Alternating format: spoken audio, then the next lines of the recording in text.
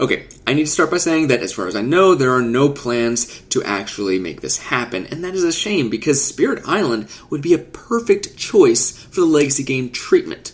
So if it were to get made, I have a number of ideas for what it should have to make it great. That number is, of course, 5, because who doesn't love a top 5 list? And Eric Roos, or Greater Than Games, Rob Davio, if any of you guys are listening, y'all can have this for free. As if I have any claim to any of this. Anyway, let's start with number 1.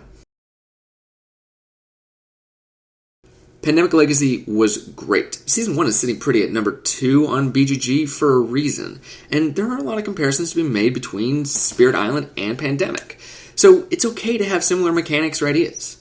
As with Pandemic Legacy, we should start with a basic game and introduce new mechanics from there. Yes, we are going to want new things, but there's nothing wrong with holding on to the stuff that worked. For example, the idea of getting 2 tries to complete a mission in Pandemic was great. Same with the concept of funding. You know, how it increases or decreases depending on your success or failure. And obviously you'd have to change the theming on that, but it's not hard. You'd call funding prayers or worship or something and you're golden. The point is that it would be really unfortunate if you decided you had to do all new things and then threw in a bunch of stuff that ultimately didn't work when you've got good things to build off of already. Looking back at Pandemic, one of the best things it introduced was that our actions or our inaction will permanently affect the world. And the same thing that should happen with the island. Now, I think you'd have to use the set map. I don't think the modular setup would quite work, but I think that's okay because it'll allow the players to become more attached to the island itself. Anyway, as with outbreaks affecting cities, I think that cascading blight should permanently affect the land. And since cascades in Spirit Island are a little less common than outbreaks are in Pandemic, I think the consequences should be even greater. The land could now start with blight every game, or maybe the Dahan that used to spawn there no longer do, or you could have to pay one energy in order to place presence in that space from now on. And this all serves to cement the idea that this island is our home and it needs to be protected.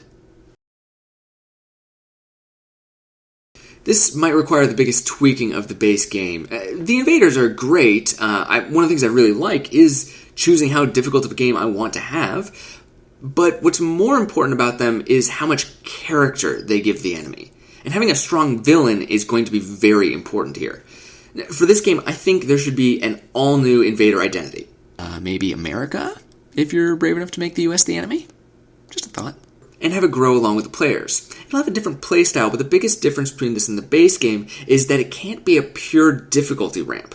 And the game will get harder, but the leveling system from the base game won't work here. Instead, this is where you need to introduce new game mechanics, setup instructions, and win-loss conditions that make the game different more than just difficult. Each time you play as a spirit, it should change in some way, making it stronger. And maybe you can upgrade your growth options with things like greater range when placing presence or drawing more cards when choosing new powers. If you kept your part of the board especially safe, maybe you can gain extra starting presence. But the stronger you get, the more the Dahan should rely on you, making it a bigger deal if you let them down, and the stronger the Invaders should fight back against you. This will serve to encourage you to play as new spirits when they are introduced, beyond just the new spirits having new abilities. And this might be the most important part. And because the blending of theme and mechanics is so good already, you need to craft a strong narrative to tie the new gameplay elements together. And while I loved Pandemic Legacy Season 1, the written story in the game wasn't what hooked me.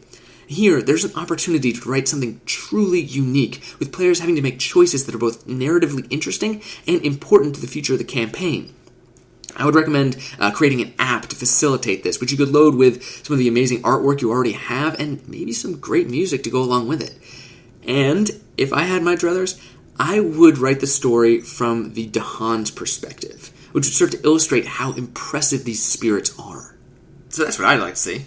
Do you want to see a Spirit Island Legacy game? I would hope so if you watched this entire video. If you do, let me know what you would include in the comments below. And if anyone out there knows the publishers or the designers of Spirit Island, maybe show them this video. Tell them to call me. Let's just get started.